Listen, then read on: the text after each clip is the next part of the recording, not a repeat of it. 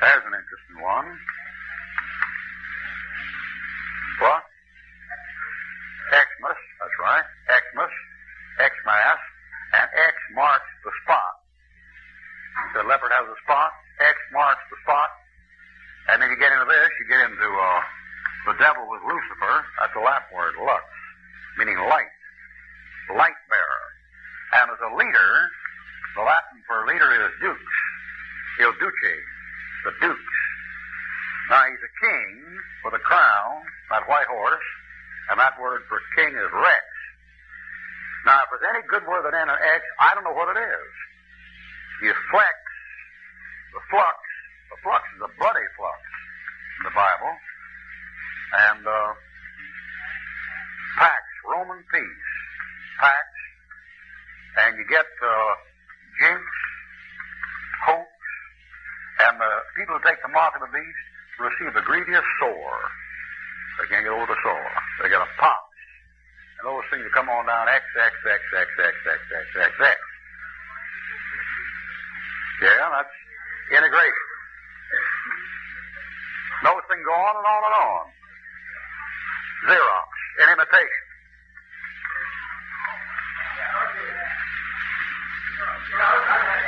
Oh, it does? All right. Now, I said a while ago the universe may be shaped like this. And you see what that thing is. And if you flew over the pyramids in Egypt where the Sphinx is, you'd see this. That's 3 X in a row. They say tit-tat-toe, 3 in a row. X, X, X, X. Now, you take this material, somebody said, well, it's just coincidence. Yes, but isn't it remarkable? Isn't it peculiar? And that most peculiar thing you ever saw. When Christ died on the cross, you see, you have 3 X's. See, of course, they're set up on ends, but they're X's. X, X, X. Now, that thing there's too many things connected with that thing, you see. And if a man wants to start digging around and find the answer to these things they always bother with, like UFOs and pyramids and things, the Bible is the key to anything you don't understand. That if you run into anything in your life you don't understand, somewhere in that book is the key to that thing. It's going to open that thing up. And all we do is judge everything but the Word of God, that's all. And that's always a safe practice. Now, he has a number, and the number is 666. X, X, X. That's his number. They say if you can't sign your name, write X. And when the lovers sign their letters, they sign XXX, bottom of the letter, because when Judas came in the garden, Christ said, betrayest thou the Son of Man with a kiss? Isn't that the strangest thing you ever seen? Probably something think that meant love and kisses. Where do you get love and kisses out of that? XXXXXX. Cross there. Oh, I know that number 666. There are all kinds of ways to figure it.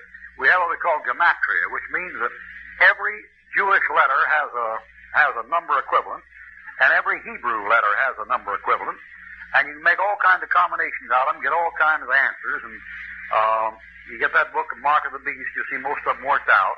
But the most common one to work out, and no matter which one you work out, will point to Rome. One combination of 666 is Nimrod ben Cush. Nimrod, the son of Cush, comes 666.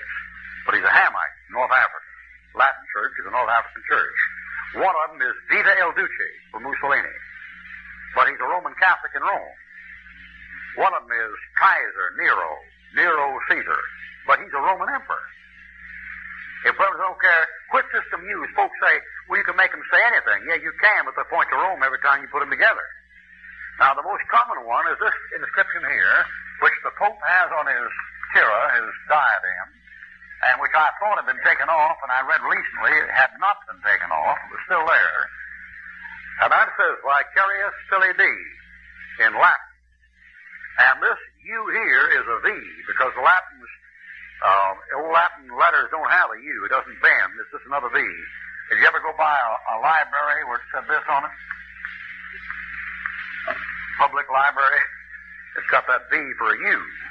Now, the interesting thing about this inscription is that the Roman letters, some of them are Roman numerals. That's a Roman numeral. That's a Roman numeral. That's a Roman numeral. That's a Roman numeral. That's a Roman numeral. Then the 1 is a Roman numeral. Now the C is cent, the 100th part of a dollar. Centurion, century, 100 years. Centavo, isn't that the Spanish one? Or that thing is 100th part, so that's 100. Then your D is the Latin prefix for 500. Then your L is 50. And you know that from LXX. And look out for the X. That thing goes. And that thing is associated with, you can't beat that thing with a stick. There's something about Cairo and Alexandria, Egypt, that just is all out in their own direction. And you take a line from Alexandria, Egypt, and run that thing straight west, and you go right to the Devil's Triangle. And you keep running straight west, you'll hit the other one. There's 2 of them. There's one off Bermuda, Miami, and Puerto Rico, and goes down the Leeward Islands, and there's one over in Japan that goes from Okinawa down to Luzon and out across the Marianas. And that line that you draw west from Alexandria, Egypt, will go right through there, and it'll cross Tibet where the monks are up there with that hole going down into the ground. Now, there's something wrong with that line. Pensacola is about 80 miles off it. South. You go out in the Gulf, you'll be crossing that line someplace. Now, all the associations with that thing are satanic. I can't think of one good association, anything I've talked about so far. Christ said, go tell Herod, that old fox. See? And Herod's a Roman governor. All right, you come up through here and you got these, you got this. Now, you know what the V is, that's what? All right, you know what the 1 is, that's 1. Okay, what do you got here? You got 550, 650, 655, 660, 1, 2, 3, 4, 5, 6. You've got 2 of these V's, and 6. 2 of these, and 6 of these, and you've got over here 16. You've got 6, 6, 6, that bird has right on his forehead. And he wore that thing for years. Now, you know about something blasphemous, you know what that thing means? That means faithful substitute for God. Or son, filio. Substitute, a vicarious atonement, a substitutionary atonement. Substitute Son of God. That thing? And somebody says, well, you know, the Catholic Church is you better get out. You better get out. You got your relatives, you better get them out. You got your friends, you better get them out. If they think you're a bigot, you better show them what a bigot is. That's the wrong outfit. Wrong outfit. And I'm not saying all Catholics are lost, but I'm saying the most hellish, godless, depraved, damnable institution of this faith of this earth, is that great whore of Revelation 17, and she's identified as the Roman religion. That's her. All right. Well, we've got a couple more minutes. 18. 18 is 3 sixes. Here's wisdom. Let him that hath understanding count the number of the beast, for it is the number of a man. And his number is 666. All right, we're looking for a man. Let's turn to Revelation chapter 17 and look at verse 8. Revelation 17, verse 8. The entrance of thy words giveth light, it giveth understanding to the simple. Revelation 17, 8. Revelation 17, 8. The beast that thou sawest, now it's a man, you understand? It's a man. The beast thou sawest was. All right, he's a man who was. And is not. He wasn't around when John wrote the book of Revelation. He is not. And shall ascend out of the bottomless pit. All right, then he's in the bottomless pit now. That's clear. He was a man who was, and he wasn't there when John wrote, and when he comes up to come out of the bottomless pit, so he's in the bottomless pit now. And shall ascend out of the bottomless pit and go into what? Or did you ever see that word before? All right, let's go back to 2 Thessalonians. Now we're going to locate it. 2 Thessalonians chapter 2. Now, scripture for scripture is the only way it'll ever be done. 2 Thessalonians 2.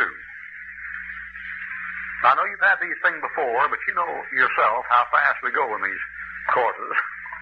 And The first time through, you won't always get it. And many times I'm at fault in trying to take you off because I'm led off. And so many of the time we said the Antichrist, we've mentioned these scriptures without really checking them. But now, right now, we're on the beast. So we're going to take time now. And you're going to get everything on it. All right, 2 Thessalonians 2:3. Let no man deceive you by any means, for that day shall not come except there come a falling away first, and that man of sin be revealed, the son of perdition. Now, no doubt about who he is in verse 4, and verse 9, verse 10. He comes up from underground, as the pastors have it. And he's connected with the devil, and he's the devil incarnate. He is the son of perdition, the son of damnation. He's not the son of God, he's the son of perdition. He's a counterfeit Christ. He's a substitute son of God. Yes.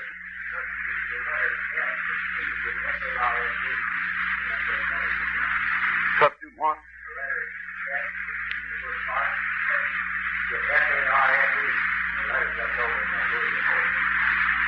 You're kidding.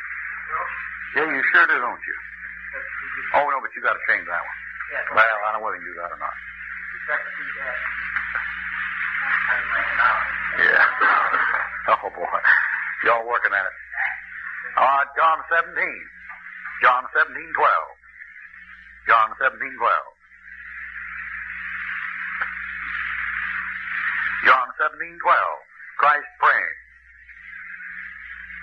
It has 39 words in it. 3 times 13. How many letters in the son of perdition?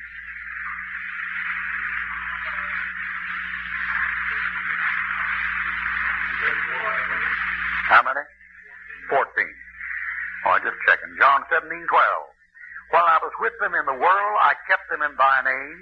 Those thou gavest me I have kept, and none of them is lost. But the son of perdition, that the scripture might be fulfilled. Who's that a reference to? It's Judas. It's Judas. All right, John chapter 6. John chapter 6. The son of perdition is Judas Iscariot, according to the Lord Jesus Christ. Now, you're going to hear a lot of things. We had a great preacher in this country years ago named McBurney. And McBurney taught that Mussolini was the Antichrist. And McBurney said, if Mussolini is not the Antichrist, I'll quit preaching. So he quit preaching, because he wasn't. And the trouble is, they're always looking for something outside the Bible. Some people think Kissinger is the Antichrist. They're locating the XXX, the kisses seal on there with the thing. And go around peace, you know, the fact that he's a Jew. Some people saying, I've heard people say Billy Graham is the Antichrist. Yeah, and Hitler's the Antichrist, and Stalin's the Antichrist. No, it isn't it. Oh, look in the wrong place. The Antichrist, when he shows up, he won't profess to be Judas. He'll be the spirit of Judas up from that pit, coming up from that pit and going in that fella, but he won't profess to be that. He'll profess to be God. He won't be a communist or a fascist. Man, you'll hear him say God every other word. Christ will become in my name. He might even claim to be Jesus Christ. John 6, verse 69. And we believe and sure thou art the Christ, the Son of the living God. Jesus answered them, have I not chosen you 12? And one of you is a devil. He spoke of Judas Iscariot. How many letters in Judas Iscariot? 13 of them. All right, let's go to Psalm 55:13. 55:13 with 13 words.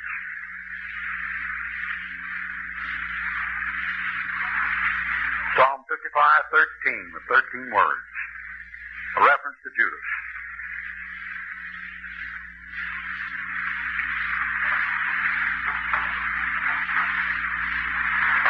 Psalm 55:13. But if it is thou, a man mine equal, my guide and mine acquaintance. And he goes on and talks about it. Talking about somebody with him, betrayed him. We took sweet counsel together and walked the house of God in company. Let death seize upon them and let them go quick into hell. All right, Zechariah chapter 11. Zechariah chapter 11. We'll close here for tonight. Zechariah 11, verse 10. Now, we came across here a few minutes ago, and I gave you the passage on the idle shepherd. Now this time in this context, look up from it to verse 11. Or I'll begin at verse 10, Zechariah 11:10. And look what he says. Zechariah 11:10, I took my staff, even beauty, and cut it asunder, that I might break my covenant, which I had made with all the people. And it was broken in that day, and so the poor of the flock that waited upon me knew that it was the word of the Lord. The poor sheep, the ones that believed on it. And I said to them, he says to the flock, if you think good, give me my price. What am I worth? And if not, forbear. Don't tell me what it is. So they weighed for my price 30 pieces of silver. The shepherd says to the sheep, what do you think I'm worth? Shepherd says to the sheep. Sheep says, you're worth about the price of a female slave. 30 pieces of silver. And the Lord said to me, verse 13, cast to the potter a goodly price that I was priced out of them, and I took the 30 pieces of silver and cast to the potter in the house of the Lord. Reference to Judas. Of course, by proxy, Judas goes back there and throws the money down, and they take the money up and go down and buy the potter's field with it, see? But the Lord speaks of it as directing it, and says, I took the 30 pieces of silver and cast in the pot in the house of the Lord. Then I cut asunder mine other staff, even bands, that I might break the brotherhood between Judah and Israel. And here comes the Antichrist, verse 15, 16, 17. All right, we know something about this Antichrist. We got any sense at all?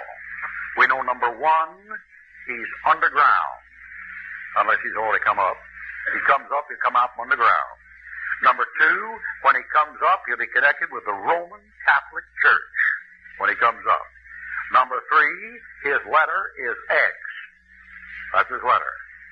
Number four, his number is 6. There's any question on it. He'll connect with sixes and connect with X's. There's any question about it. We know something else about it. We know that he'll have in him the spirit of a man on this earth who was not a real man but a devil, Judas Iscariot, and is therefore connected with the number 13. We know that about it. We know two other things about it. Sometime in his ministry on this earth, he'll have a bad right eye and a bad right arm.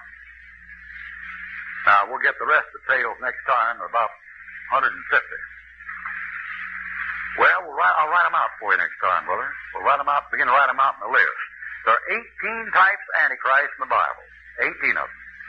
And you also get his weight. He's overweight, about 20 pounds.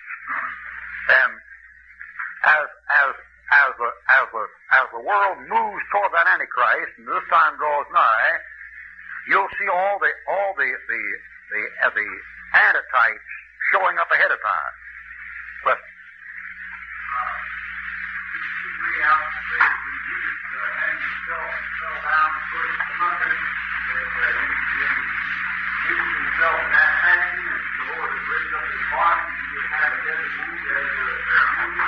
I don't know.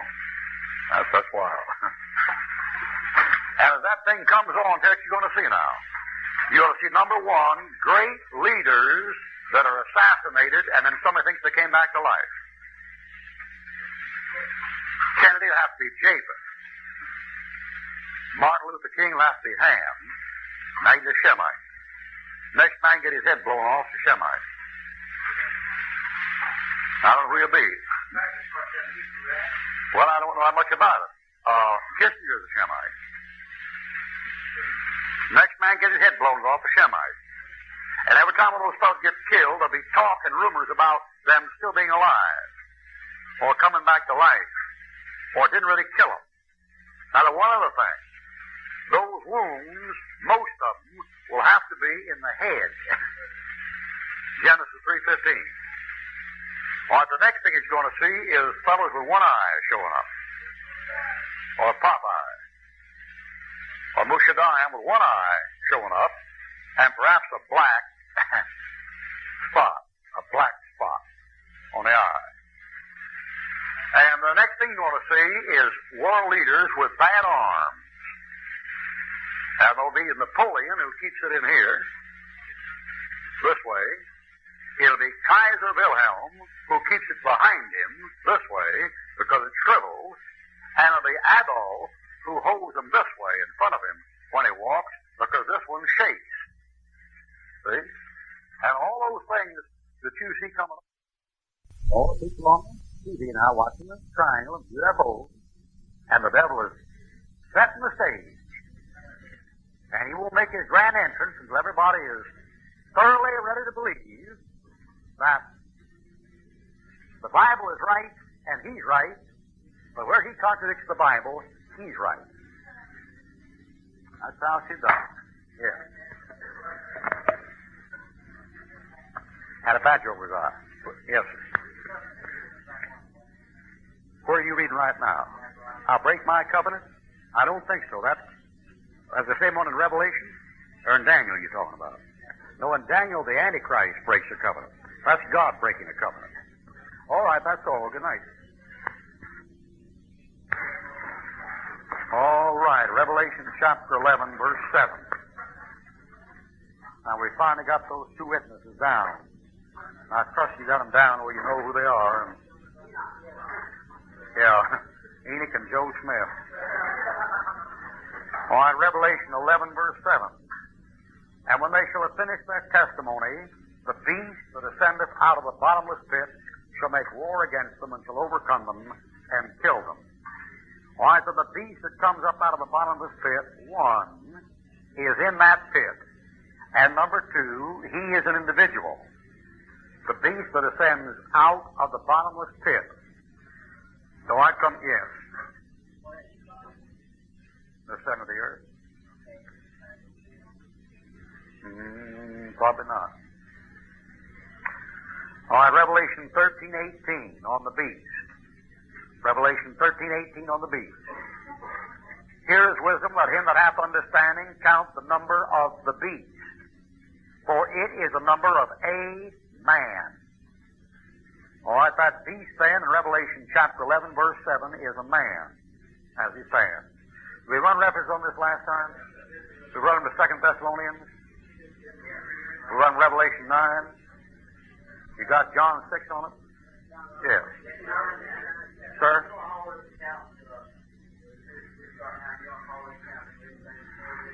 No. All right, now it's a man, this beast a man. Now turn to Revelation 17. Did I run you through verse 8? Okay, we're pretty well on the way then. Yes.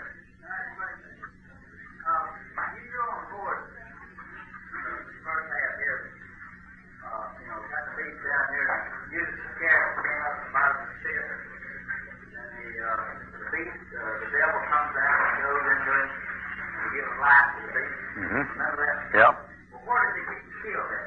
What happened to the big laying out here? Well, in Revelation 13, verse 3, it speaks about one head being wounded to death, and the deadly wound was healed. The passage Zechariah said his right arm and his right eye were darkened by a sword.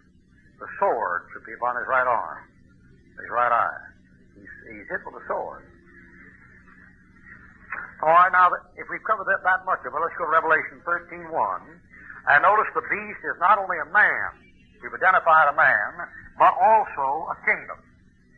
Now, that beast represents two things. Coming out of the bottomless pit, he's a man. But as a kingdom, that beast is represented as coming up out of the Mediterranean Sea. All right, Revelation 13:1. I stood upon the sand of the sea, and I saw a beast rise up out of the sea, having 7 heads and 10 horns, and upon his horns 10 crowns, and upon his heads the name of blasphemy. Now that beast represents a king and a kingdom. Come back to Daniel. And in Daniel 7, notice that a beast does represent a king and a kingdom. So all this argument about, well, I thought the beast was the revived Roman Empire, is immaterial. It's both. It's a kingdom and a man. Daniel 7. And notice in Daniel 7, here is the same beast you just read about. Daniel 7:8. And Daniel 7:7. All right, now, that beast there, in Daniel 7, verse 7 and 8, is that final beast of Revelation. One way you know he is because in Daniel 7, verse 4, he's like a lion. 5, he's like a bear. 6, he's like a leopard. And that's the one you just read about in Revelation 13. This fourth beast in Daniel 7, verse 7 and 8 is a composite animal. He's a leopard, lion, and bear together. And as he stands, look at verse 20, he has ten horns. 10 horns. And you just read in Revelation 13:1 that beast had 10 horns. So that beast of Daniel 7 is the beast of Revelation 13. Now notice these beasts of Daniel 7 are defined. Verse 17. These great beasts which are four kings, there's the man, which shall arise out of the earth. But look at verse 23. Thus he said, the fourth beast shall be the fourth what? Then it's dual. A beast stands for a king and for his kingdom. And this Antichrist is a man, and yet the beast in Revelation 13 is talking about a revived kingdom. And that revived kingdom has come up from the Mediterranean area. I stood upon the sand of the sea, and I saw a beast rise up out of the sea. Now, it might be, too, that when the Antichrist comes up and comes up in the bottomless pit, he comes up out of the water when he comes up from under the water. I'll tell you, if you had $1 for every TV program you've seen the last 20 years, where something's under the water and coming up and going back down that water, you'd be rich. And sometimes it's an octopus, and sometimes it's a dragon, and sometimes it's Godzilla, and sometimes King Kong Jr. or son of Mighty Joe Kong or something waiting out there, but it's going up and down through that water. Or there's a city under that water. Yeah. Sir? Yeah, so the dragons will get you. Something in the water. They like you got him, too. Some years back, they had a movie like that. They come out of the water and fall. It was killed with intense radiation. They call it. Well. Nothing like the King James Bible, is it? All right, so this is the beast and the kingdom. Now, on the Antichrist himself, this beast, the Antichrist, the Bible tells you a number of things about him, and I'm going to use my cuff here in a minute. And there's more information in the Bible on the Antichrist than any other man outside of Jesus Christ himself. All right, now we're going to start in Genesis and come through on the Antichrist. And by the time we get through, we'll just about have his weight. All right, the first reference back in your Old Testament, back there in Genesis chapter 3, said the Lord is going to bruise the head of that serpent. All right, that's interesting. That Antichrist, the devil incarnate, is going to have his head messed up. Do you know of anybody in the Bible have their head messed up? Who? Sisera. Now there's old Sisera who has a tent peg slapped through his head.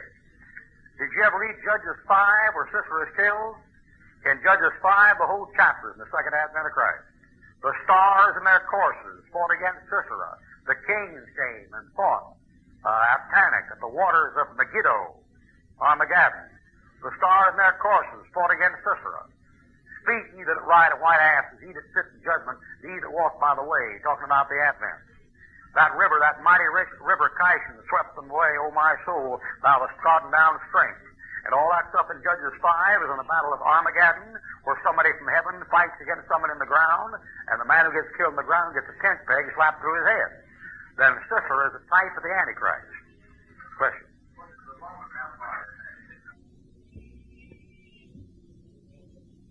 I don't know how much of each detail he's going to apply, but I can tell you another man who got hurt in the head, and he didn't want a woman to finish him off. He liked to did it.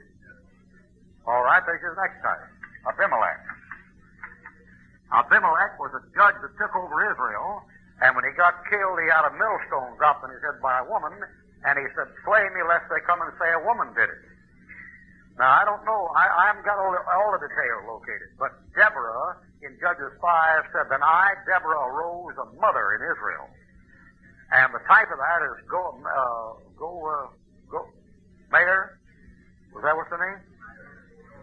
Well, that woman there is a type of that hero, the female hero in the tribulation. A woman governor in Judges 5. All right, Abimelech gets it in the head. Can you tell me anybody else gets it in the head?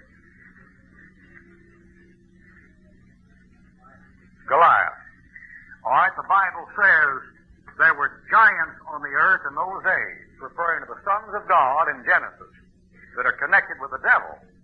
And when the devil shows up, he shows up with his angels with him, Revelation chapter 12. Therefore, Goliath is a picture of the Antichrist. And he gets killed by a stone right in the head. Thou shalt bruise his head. Who throws the stone?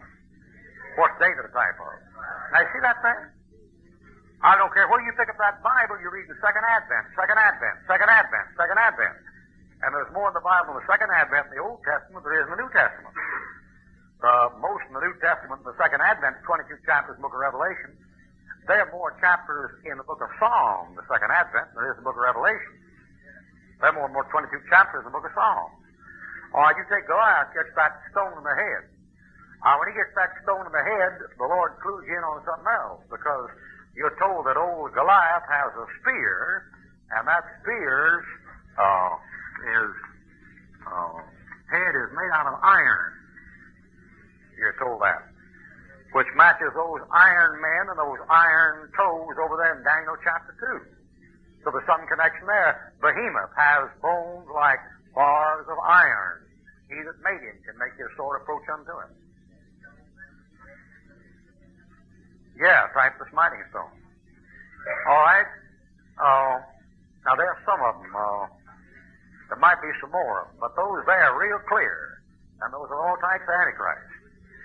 All right, now we'll take something else. We come along in Genesis chapter 4. When we get to Genesis chapter 4, we have a man born, and his name is Cain.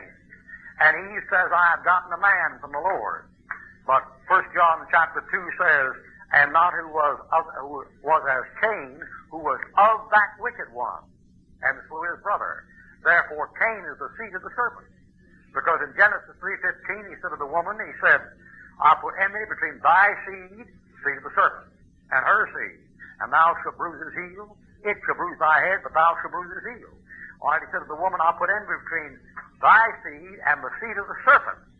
So the Antichrist is the seed of the serpent, and Cain is not of the Lord, but of that wicked one. Therefore, Cain is a type of the Antichrist. But Cain has a mark on him. He has a mark. Whatever he's marked with, he's marked. Anybody can tell the mark at sight.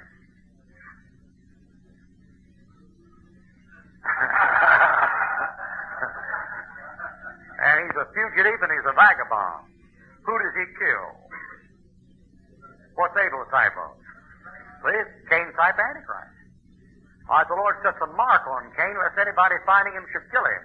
So the Antichrist is protected. But he's a marked man. So you read Revelation chapter 13, no man might buy or sell unless he had the name or the number of the beast or is marked. And there's either a mark on the forehead or in the right hand. So Cain's the type of the Antichrist. Now you get a bunch of things there together. And that Old Testament, you find type after type Antichrist. You read about this serpent having 7 heads in Revelation chapter 12 and 7 horns. So he runs the world by different men. There's a man, if we read about the Antichrist, that he sets up an image in Revelation chapter 13 and calls people to bow down and worship it. You know if anybody in the Bible sets up an image? All right, Nebuchadnezzar type Antichrist.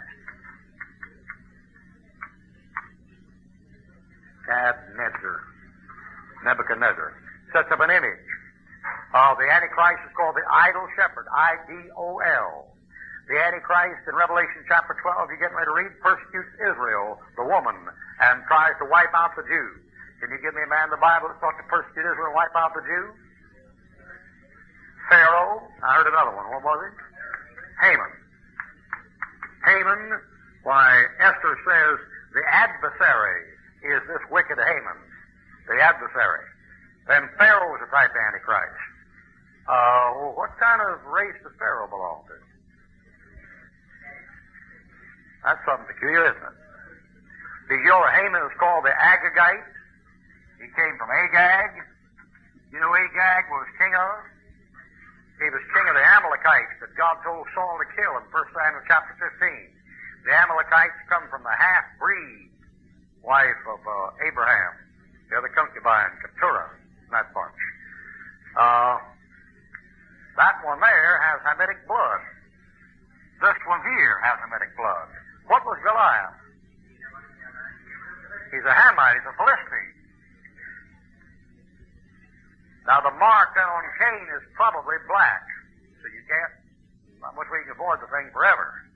And when you get along in there, that's what you're getting ready to do. You're moving in toward a Negro king. The writer of Ecclesiastes said, I have seen servants sitting upon thrones, and kings walking on the ground, and servants riding on horseback. Do you ever wonder why those people like to be called kings? Did you ever have Martin Luther King, and King Cassius, and Nat King Cole, and King Oliver, and King Louis, and what? B.B. King, who's that? He's what? He's a blues singer. B.B. King.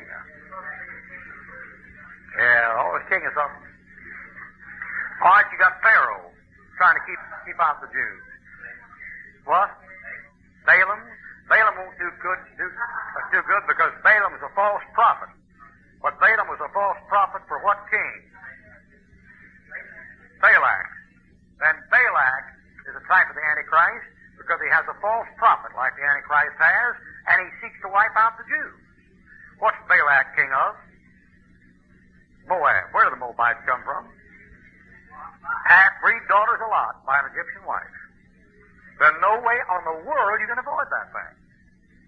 And if you want to know why there's been this sudden interest in Jackie Robinson and Willie Mays and Cassius and all this big get them into the school and give them equal rights and stuff, is they're making the way for a king, and the king has Hamitic blood in him. Mixed blood. He's a mulatto. All right, so you got Balak.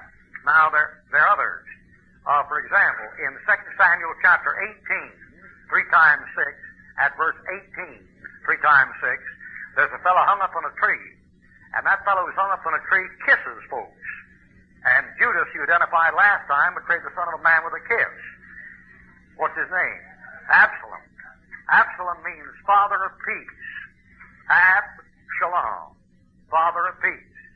So he gives you what is known as the kiss of peace. What that thing will be.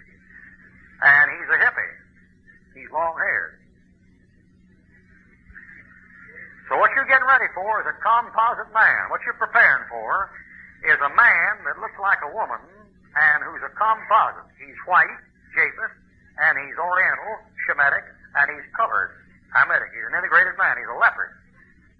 Leopard has white stomach, European, yellow-brown skin, Shemitic, black spots, Hamitic. And race all the demarcation line between them. You've got Absalom. Now you've got others.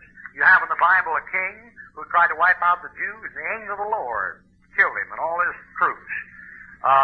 Who is the angel of the Lord in the Old Testament? If anybody he wipes out, you ought to notice who it is. Who's on it he wipe out? Sennacherib. And the Antichrist is called the Assyrian in Isaiah chapter 10, verse 10, and Sennacherib is the king of Assyria. First person to found Nineveh in Assyria was Nimrod.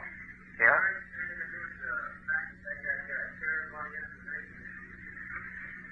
Sennacherib. No, I never thought about it, but that's what the word is. That's the word for cherub. All right, then you got some more. The first man that founded a kingdom called it Babylon. And Revelation chapter 17, you read about Babylon the Great, mother of harlots, abomination of the earth. Who founded Babylon? Nimrod. All right, you got old Nimrod, and Nimrod is from what race? He's black. Nimrod, it comes from Cush, and Cush is an Ethiopian that came from Ham, Genesis chapter 10. I mean, those things begin to move in, and they move into where you can almost begin to see the man when he shows up. All right, you got Nimrod, you got Sennacherib, you got Pharaoh, you got Nebuchadnezzar. One time in your Bible, Solomon is a type of the Antichrist. The weight of gold that came to Solomon in 1 year was 666 talents of gold. 2 Chronicles chapter 9, verse 13. The weight of gold that came to Solomon in 1 year was 666.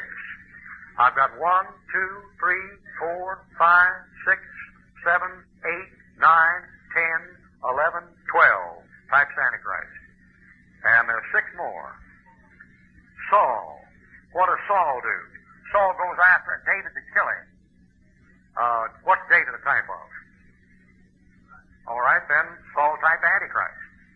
demon-possessed king.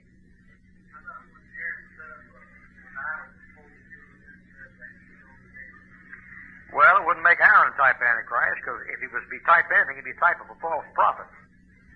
Because he wasn't the leader anymore. No, he's not very good. He's just a rough fighter, tough fighter. Yeah. I never found type on him. He never did have it in for David. Yes. Ahab. Ahab is married to Jezebel, type of Babylon the Great. And Ahab covets Naboth's vineyard, which is a type of Christ, and tries to get the vineyard by stealing it by murder, and is a Baalite idolater. Jezebel's a Hamite. She's from Zidon, daughter of Ethbaal, the king of Zidonians.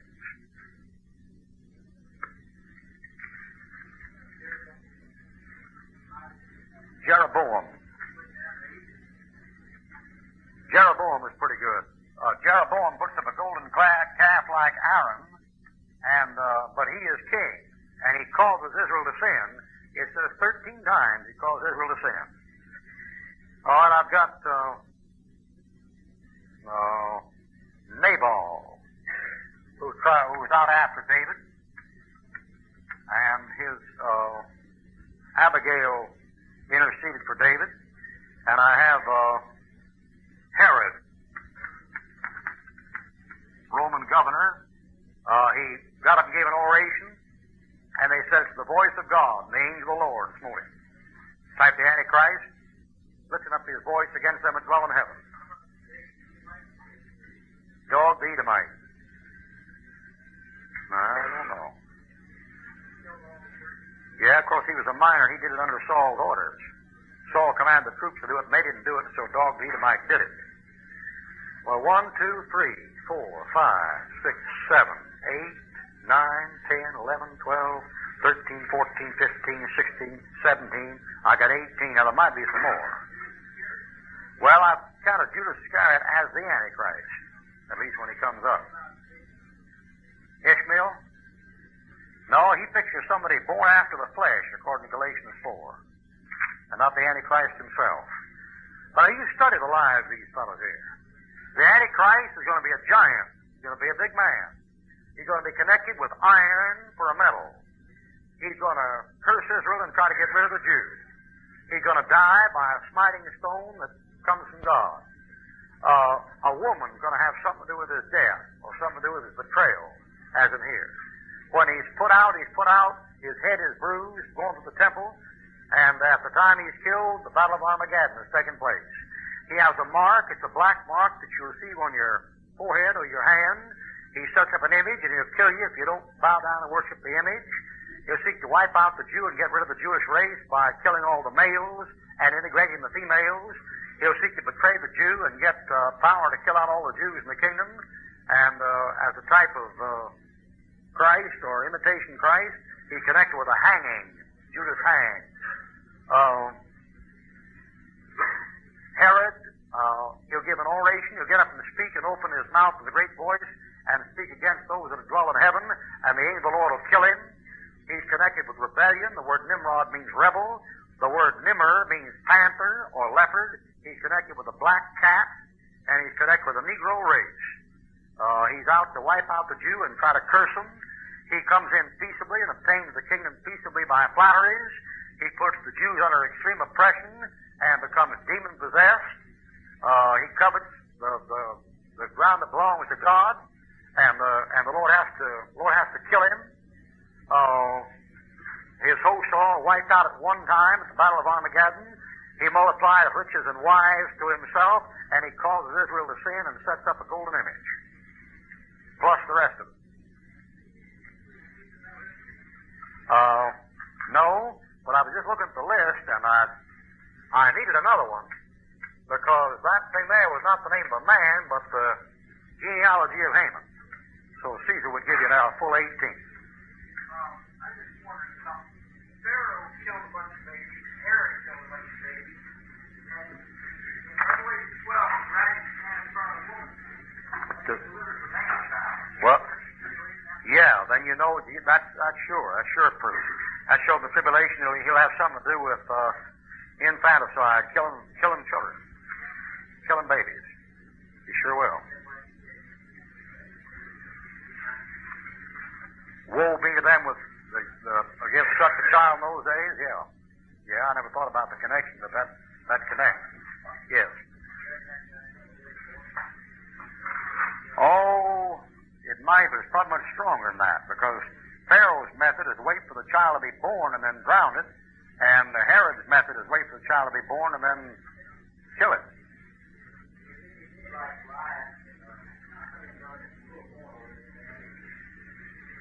I guess because he begins small in the sense of power, a horn stands for power. He begins with a small power and then gets more and more and more. All right, Revelation chapter 11, verse 7. Now from Zechariah, you know he has a bad right eye and a bad right arm. And if you read the book of Job, you'll find about the 4 chapters of the book of Job describing the Antichrist. And one of the passages says he has collops of fat upon his flanks. You indicate a man not only oversized, but overweight. Revelation chapter 11, verse 7. Well, they shall have finished that. You know, a thought struck me the other day.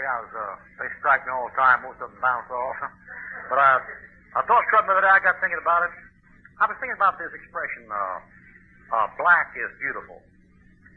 And I was thinking about these Saturday morning TV shows they have for the kids, with these monsters hopping around, and these Stone Age men, they're, groveling around the dirt and banging the brains out. And I connect that with a magazine rack. I noticed a magazine stand on an airport. I noticed the section for comic books for children. And that stuff was just all horrible, monster, terror, blood-sucking, Dracula, suck out your guts, beat out your brains, dismembered arms and legs, And the thought occurred to me, I thought to myself, you know what somebody's trying to do? Somebody's trying to condition these people to terror and perversion and ugliness so they won't be shocked at it. And so what they're doing is trying to pretend that everything is beautiful or attractive, even the worst things, and adjust the person so when these things finally show up, it won't come in as too big a shock. Yes.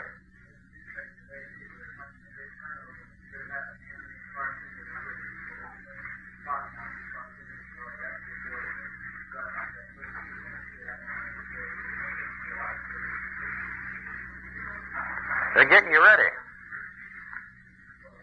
Yeah. Eglon, the fat man of Moab. Well, he'll match for the weight, but he's killed by a two-edged sword, isn't he? Yeah, Eglon might qualify.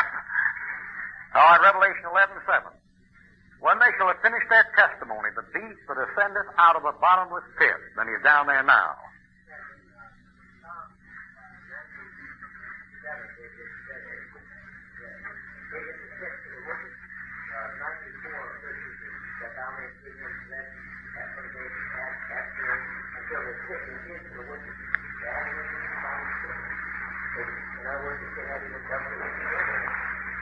I don't know about that.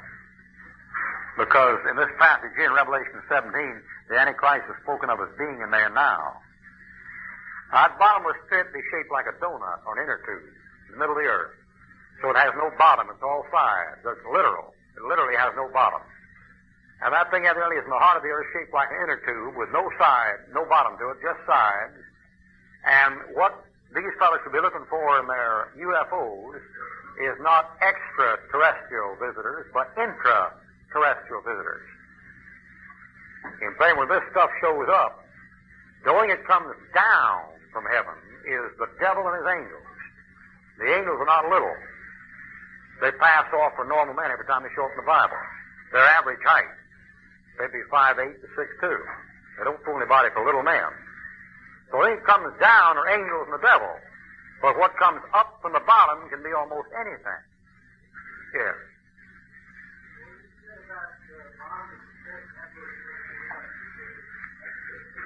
When I was in the hospital, I was on the operating table. I remember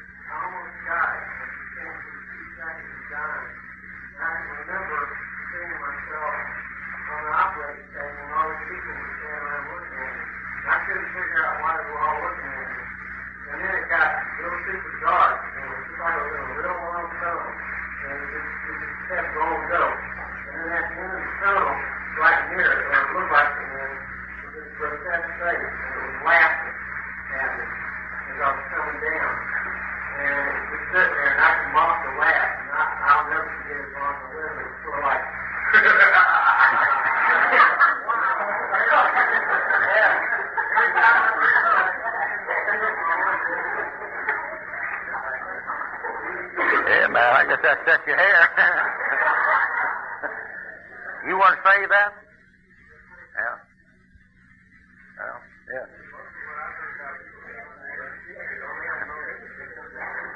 Yeah. That's you the case. Yeah. How does the bottom of the pit compare to age or hair about what a rich man is? I mean, that's what I know. I couldn't draw. I could draw like this, and then say the bottomless pit is a thing in here like this, where if you cut it away, it looked like that,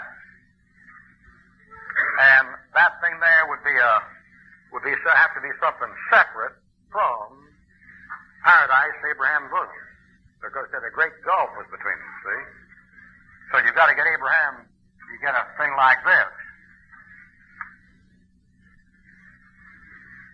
With hell here and Abraham's bosom here, and the gulf between them.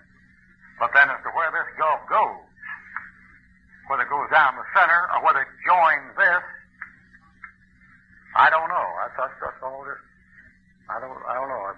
It's probably in the Bible. I never ever dig it out. Sir? Yeah, I think they do. With the Bermuda Triangle.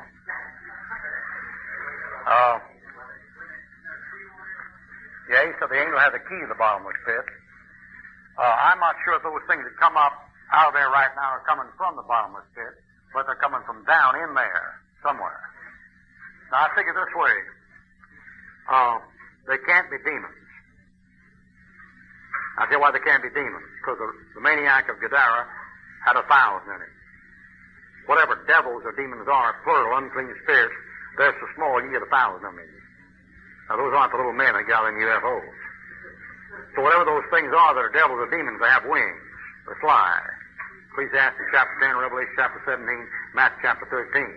So they can't be devils or demons. They can't be fallen angels. Or they can't be the Lord's angels.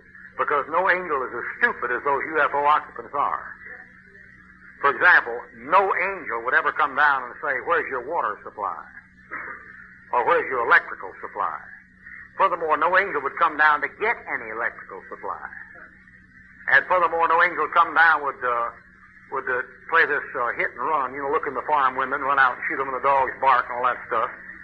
I mean, if an angel can become visible and invisible at will, he said to Jacob, he said, let me go because the day is carrying. And he implied that I'm only here for a while, it's time for me to go. And if you don't have hold of him, he don't have to stay around. He just comes and goes. No angel's that dumb. And that is all. The angels that come in the Bible, they come down with a definite message that's biblical. And I don't recall a case in that Bible. I know he says Satan is trying to form an angel of light, but I know a case in that Bible in the Old Testament where an angel of the Lord shows up and gives a false message. He gives a message in line with the Word of God. And the next thing about that is that angel in that Bible killed 184,000 men. And these UFO occupants are not quite that adept, whatever they are. And the next thing about those things that come down that couldn't be angels is no angel in the Bible, even if he was an emissary of the devil, ever came down and presented a peace plan to show you how to work things out so you wouldn't have to fight among yourselves. And the UFO occupants seem to be worried about us throwing up atom bombs and tearing things up, and they're going to show you how to do it peaceably. No angel would try that. Yes. Yes.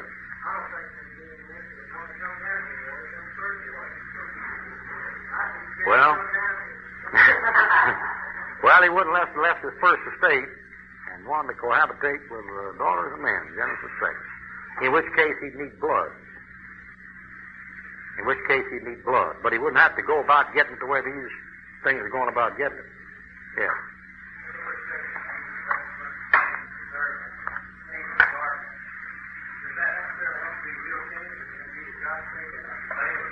Yeah. It could be some kind of a spiritual change. And if those angels that are down there are decomposing, like those things come up in the bottomless pit, you might get something like that out of there. But look, you brethren, when they touch a ship where those things have been, it smells like sulfur. And some of the ships that go down the Bermuda Triangle are carrying sulfur. And the sulfur is a brimstone smell. It doesn't come from Venus and Mars and Jupiter. It comes from under your feet. You can run down there and pipe it up and gas it up. Uh-huh.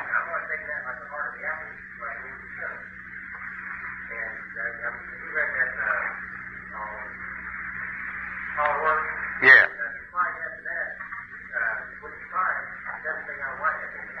No. I never worked it out. Yes.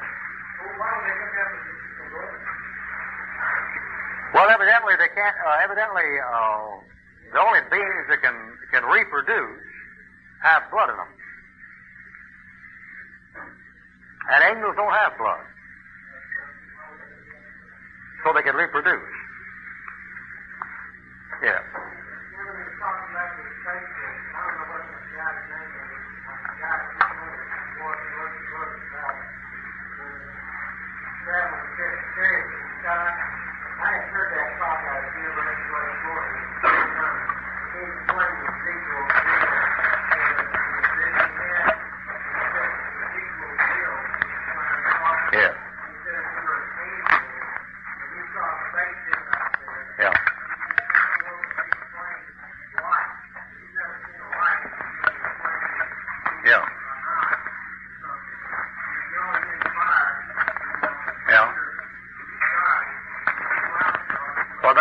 True, but it's a pretty good caveman who can predict the restoration of Israel. And Ezekiel does. Yes.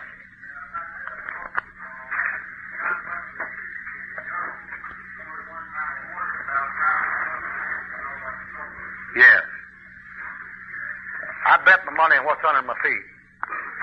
All right, that's all for tonight. Constantly abiding. Jesus is mine, constantly abiding, rapture divine. He never leaves me lonely, whispers oh so kind, I will never leave thee, Jesus is mine. While night is falling over the sea, shadows are stealing dark on the lea, borne on the night winds, voices of yore come from the far-off shore. Far away beyond the starlit skies, where the love light never, never dies, gleameth the mansion filled with delight, sweet, happy home so bright.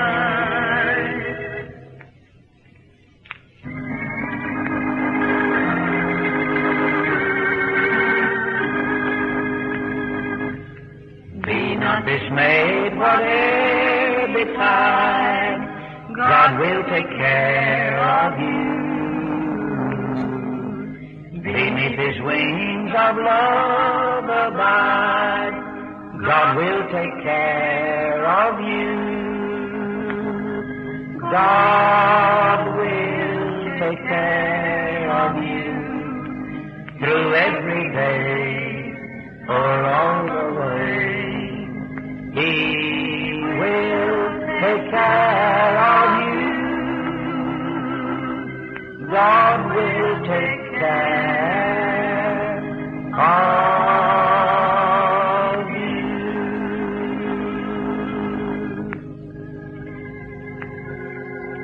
Come unto me, all ye that labor and are heavy laden, and I will give you rest. Behold, I stand at the door and knock. If any man will hear my voice and will open the door, I will come in and sup with him, and he with me. patiently, tenderly pleading. Jesus is standing today at your heart's door. He knocks as before. Oh, turn him no longer away. Don't turn him away. Don't turn him away. He has come back to your heart again, although you've gone astray. Oh, how you'll need him to plead your cause on that eternal day. Don't turn the Savior away from your heart. Don't turn him away.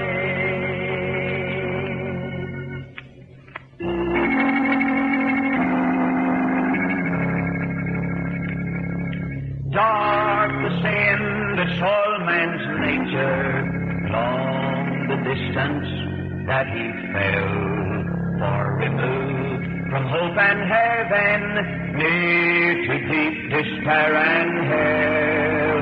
But there was a fountain opened, and the blood of God's own Son purifies the soul and reaches deeper than the stain has gone.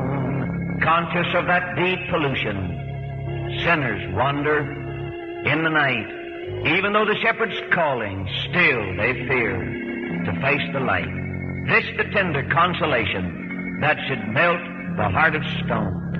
This sweet balm of Gilead reaches deeper than the stain has gone. All unworthy, we who've wandered, and our eyes are wet with tears as we think of love that sought us through the dreary, wasted years.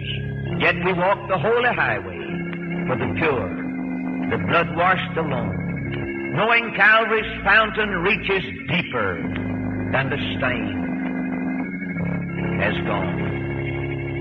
When with holy throngs we're standing in the presence of the King, and our souls are lost in wonder as the white-robed choirs shall sing. Then we'll praise the name of Jesus with the millions around the throne. Praise him for the power that reaches deeper than the stain has gone. Praise the Lord for full salvation. God still lives upon the throne.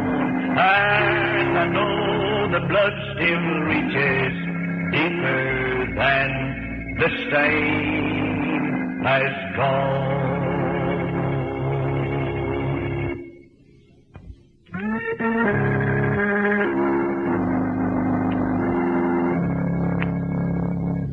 When my soul was disturbed with sorrow, when my heart was so burdened with sin, Jesus opened his arms of mercy, and he tenderly took me in. There are storms that we all encounter. Do not fear, they will do you no harm. In the Lord you will find protection in the shelter of his arms. Though the world all around be raging, and it's filled with many alarms, trust in Jesus and he will keep you in the shelter of his arms. For there is peace in the time of trouble. There is peace in the midst of the storm. There is peace though the world be raging in the shelter of His arms.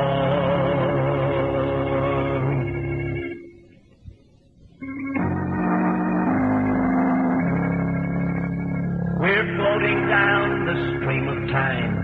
We have not long to stay.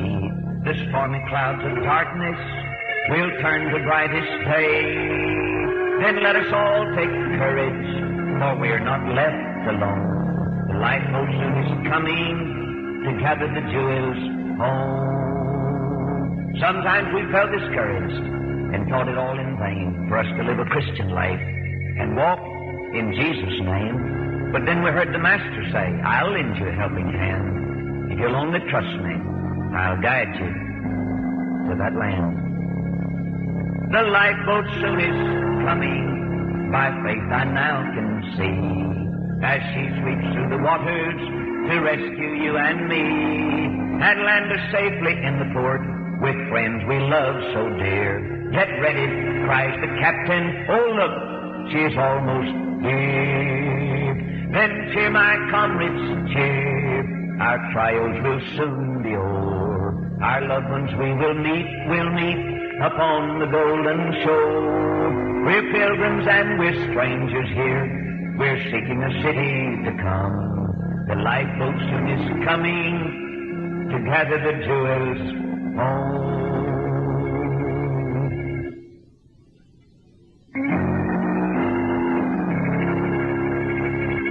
I saw a blood-washed sinner, a sinner saved by grace, upon the King's great highway with peaceful shining face. Temptation sore beset him, but nothing could affright. He said the yoke is easy, the burden it is light. I saw him in the furnace, he doubted not nor feared, and in the flames beside him the Son of God appeared. I saw him overcoming through all the swelling strife, until he crossed the threshold of God's eternal life. Then comes a victory, crowns of glory, comes a victory I shall wear.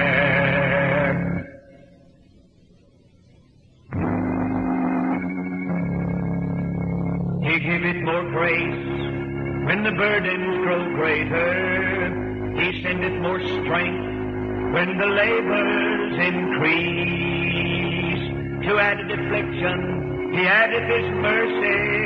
To multiplied trials, His multiplied peace. When we have exhausted our store of endurance, when our strength has failed, ere the day is half done, when we reach the end of our hoarded resources, our Father's full giving is only begun. His love has no limit, His grace has no measure, His power has no boundary known unto men. For out of His infinite riches in Jesus, He giveth and giveth and giveth again.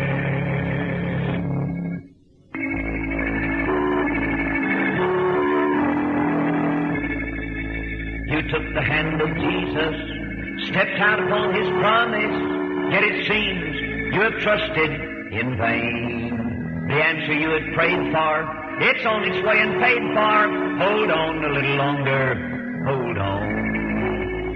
Hold on a little longer. Hold on a little stronger. The testings of the Lord are pure gold. He'll take you through the fire.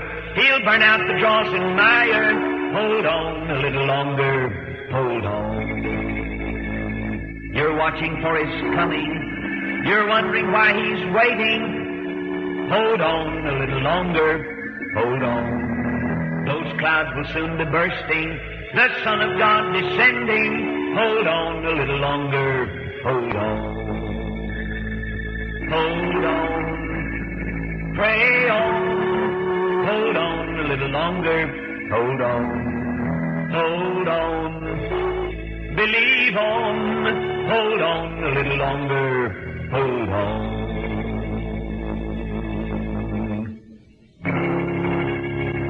Once it was the blessing, now it is the Lord. Once it was the feeling, now it is His word. Once His gift I wanted, now the giver on. Once I sought for healing, now Himself alone. Once it was my working, His it Him shall be. Once I tried to use Him, now He uses me. Once the power I wanted, now the mighty one. Once for self I labored, now for Him alone.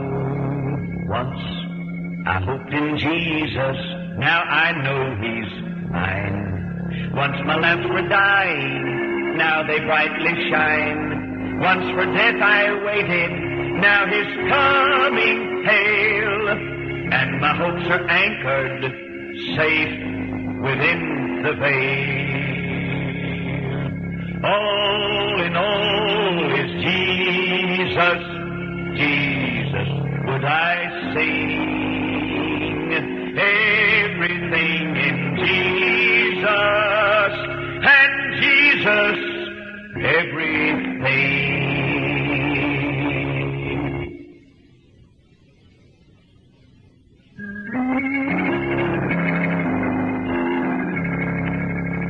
I am so glad salvation's free to all who will receive it. Glad that the news was brought to me when I was lost and sad. Praise His dear name, I can proclaim that truly I believe it. For I am now His child, I know, and I'm so glad. I am so glad that I can tell to wayward souls the story. Glad that by grace from day to day a helper I may be. Finding delight in service true, my soul is winning glory. Glory for Him who gave His life to rescue me.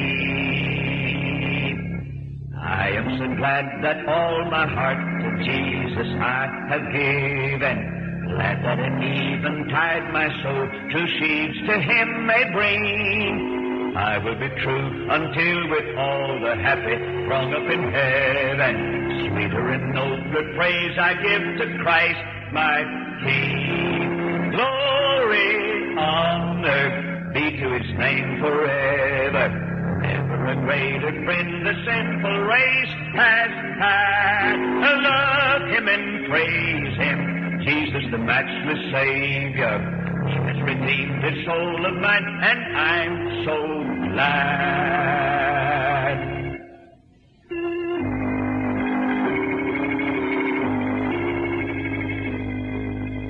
Should I, up in heaven, remember the heartache, all the pain and the cross, all the shame and the loss, the reproach of the Savior I'd borne in earth's conflicts, in heaven I'd laugh at the cost. Should I, in the glory, remember a loved one who walked in His pride, now he's lost and outside. If I never had begged Him to come to the Savior, in heaven I'd sit down and cry. Oh, then spread the message, the work He has given. Never mind the world's praise.